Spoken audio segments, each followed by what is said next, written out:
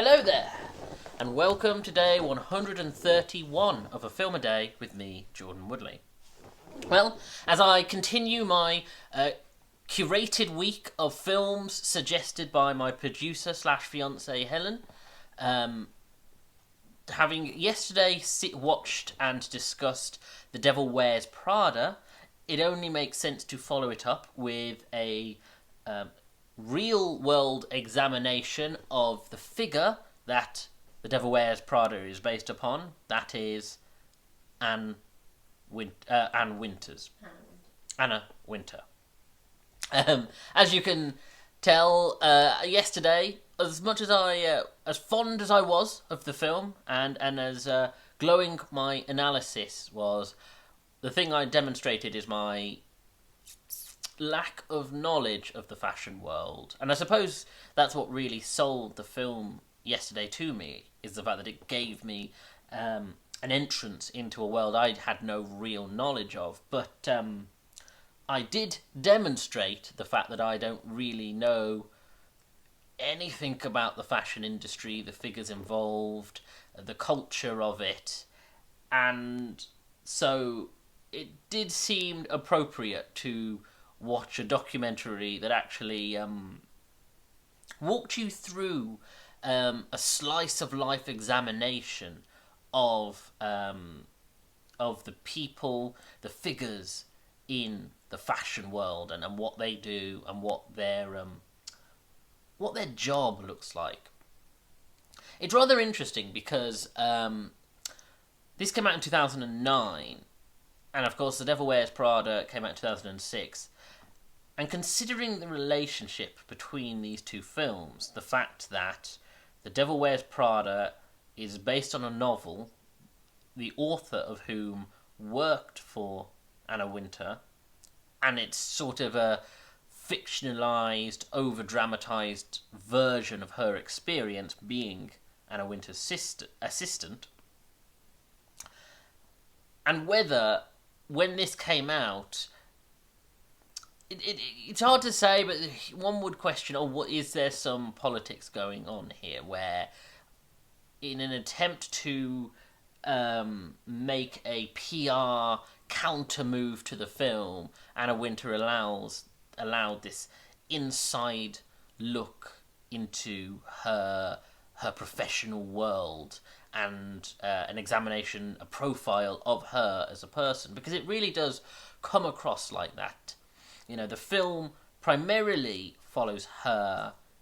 It's obviously set within Vogue and the people who work there, and it feels like a profile. It feels like a profile that gives us a sense of who she is and how she came up in the industry, and the work environment that follows the September issue of Vogue, and what it means to construct that.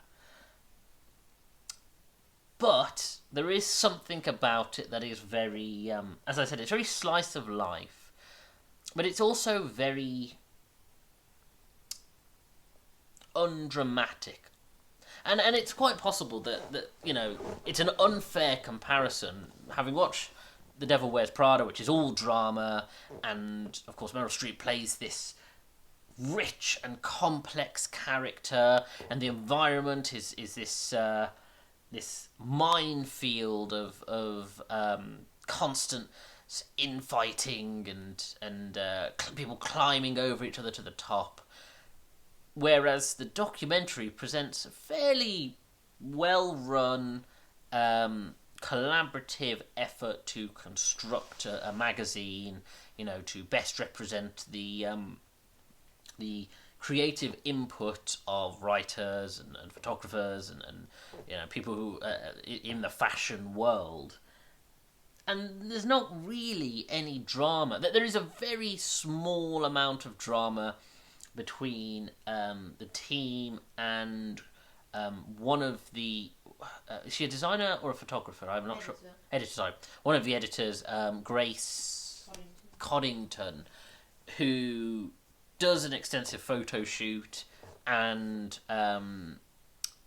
because for one reason and another, they slowly start to strip away her selection of photos that she submitted. But there's no real drama in it. She's slightly put out, as one would be at work if their work is not being, if they feel like their work is not being appreciated, and the possibility they may have done something wrong. But frankly, it's very low key. It's very lethargic in the way it presents it, and it gets resolved fairly straightforward. It's funny, really. It makes me think about. Of course, we now live in an environment, in a post augmented reality environment, where of course we have shows like Made in Chelsea and Towie and Geordie Shore that create these real, that are truly like artificial social environments. And I remember reading an article written by one of the original cast members of Made in Chelsea, and how he describes that the way that these realities are structured, where of course people are put into scenarios where they're having to confront their partners, ex-partners, friends who they're having a difficult time with, and it's all sort of staged in the structure of reality, where okay, these two people might be having a bit of a fight, but producers have organised it so that they're going to have to confront each other on camera. But then also he said, that to sort of play up the drama of the scenario, arguments that would be resolved within 2-minute conversations would of course be stretched over days, and it sort of blurs that reality fiction kind of conceit. And in this case, it's clear that they didn't want to do that. They didn't want to make any drama out of it. It is a case of, this is just a work environment. However, it kind of does the opposite, where it makes it such a normal, average, running workplace that it's not the most interesting documentary.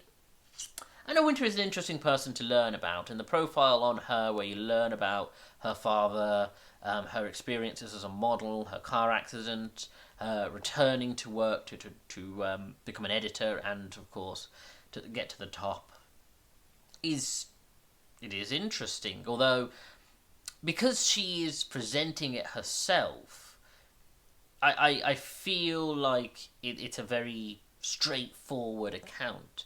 We see her family, a little of her family life. We meet her daughter. We see her in sort of social scenarios, of course, being at fashion shoots. But again, it's all very ordinary and competent.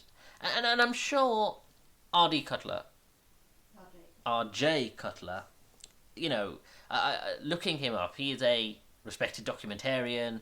He's done a number of feature films, and unfortunately I don't know any of them, but I'm sure that, broadly speaking, he wanted to create a sense of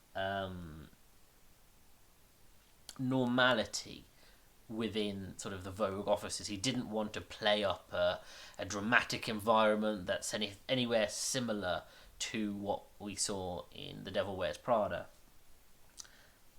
But, unfortunately, it means it is no more than a very competent documentary. And it is a very competent documentary. There's nothing wrong with it. It is perfectly good. It is just, it simply doesn't excite me, and I had a much more fun time watching The Devil Wears Prada and what that version of the fashion industry looked like than what I saw through the documentary. And that's more on me, because the fashion industry isn't one that particularly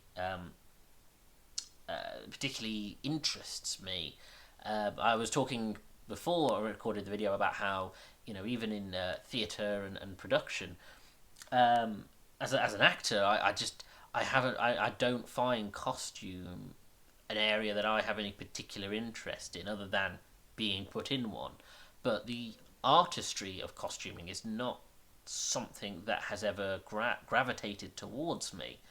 And similarly with this, I found it passively interesting, but I had no real investment in it. And because there was nothing more to the documentary than presenting that, if you love fashion, if you really want to get an insight into Vogue, how they work, what the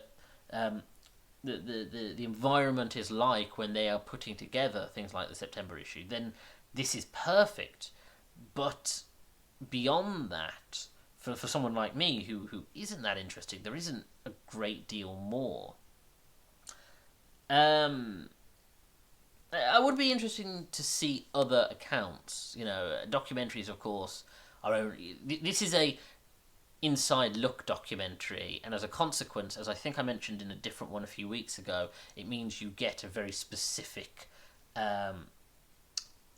tunnel visioned version of the work environment, the culture, the people, whereas of course there are other documentaries that could present a very different picture. So I would be interested in returning to the well and seeing whether other documentaries have a very different account of what the Vogue offices is like.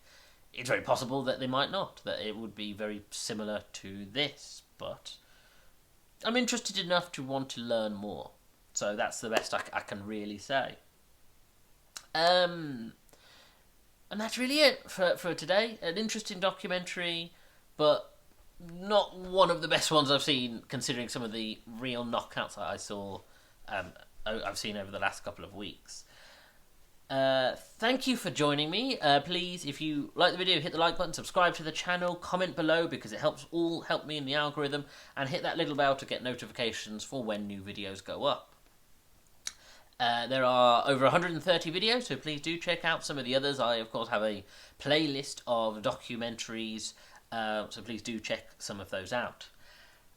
Follow me on Twitter at Jordan_Woodley, where I am always tweeting about movies and TV shows and news and trailers, plus new videos on my YouTube as they go up.